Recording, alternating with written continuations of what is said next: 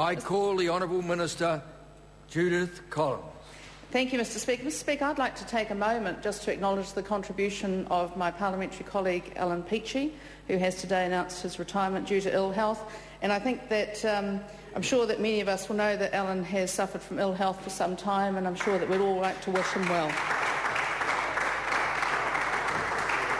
Mr Speaker, amongst all the stories this week, there has been a fantastic story about the crime statistics in New Zealand, and I'd like to personally thank the New Zealand Police and all the other contributors to bringing down crime in this country in the very tough economic times that the world's been going through. And I would like to congratulate the police in particular, and certainly the Department of Corrections, particularly around their work in rehabilitation, for all that they've done to try and make New Zealand a safer place, because despite all the doomsayers, they have succeeded. We announced the crime statistics on Monday, Mr Speaker, 7% decrease around the country, some areas 7% decrease in recorded crime around the country. And, of course, in some parts of the country that figure was substantially more, in some it was less, but actually every district of the country, police district, recorded a drop in recorded crime per head of population. And I think that's a fantastic result. And that, of course, is on the back of the fact that we had a drop in recorded crime for the calendar year to the end of December last year as well. That was about 6.8%, so two drops in a row. Fantastic effort. And what response from the Labour opposition? Well, there were two responses, actually, if you'd like to know. I'm sure that members here would like to know. The first one was from the Honourable Phil Goff, and it was all Phil's work.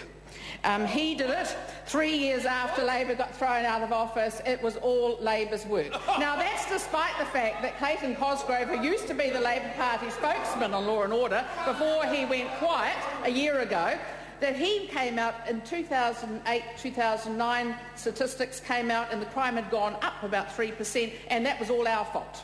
And that's because we were the government. But suddenly, 3 years later, it's all Labour's work. Well, it's not. It's the work of the police, the corrections department, all the other agencies involved in this. And actually, it's also the work of this parliament, because we have given police the backing, the tools. We've actually said to them, get out there and do what you think's best. And part of that is policing excellence, and that's a fantastic program. Right. And in fact, there was a comment today from the Labour Party, which members may not yet be aware of. It is from the de facto spokesman on Law and Order, a Mr Michael Bott, who apparently is standing against my good colleague and friend John Hayes in the Wairarapa. And it's good to know that Labour now have a spokesman on Law and Order.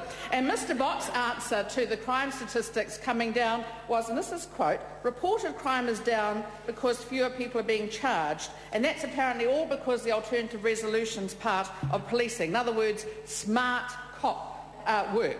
And actually, of course, Mr Bott's wrong. There's a huge difference, and this is a man who's supposed to be a lawyer. He says that there's the same thing between reported crime and people being charged. No, there's a huge difference. And I would just like to say to members of the House, those two people who will have read Mr Bott's press release, including myself, that actually alternative resolutions, when police use their common sense and discretion to deal with an issue straight away rather than clogging up the court system for a very minor matter and a slap round over the wrist, that's all recorded as a crime too. It's an offence, and therefore that's counted, and Mr Bott's wrong. But no, he launched into a personal attack on myself, my good self, using the nickname that the Labour Party gave me. Oh, what a shame. And then went on to get it all wrong. And there's been a third response, actually all through this year from the Labour Party, and that was from the Honourable Pete Hodgson.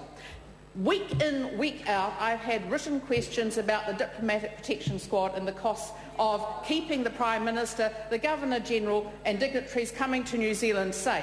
And we've actually seen in the House this afternoon an example of why we need to have these people here available to assist the Prime Minister. We've seen a Diplomatic Protection Squad member today of New Zealand Police helping to assist in a very difficult situation. Now, frankly, nobody should resent the Diplomatic Protection Squad doing their job. Order. Yes?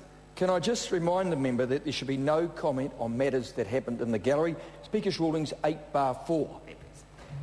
Thank you, Mr Speaker. And so I think that the Diplomatic Protection Squad do a fantastic job, and can I say that I don't resent for one moment the fact that they need to do their job, helping to keep visiting VIPs, the Governor-General and the Prime Minister and anyone else safe. So congratulations to them. I must say I get the most fantastic responses from visiting VIPs about the work of New Zealand Police, and I'm very proud to be their Minister. Well done to them. Mr. Speaker.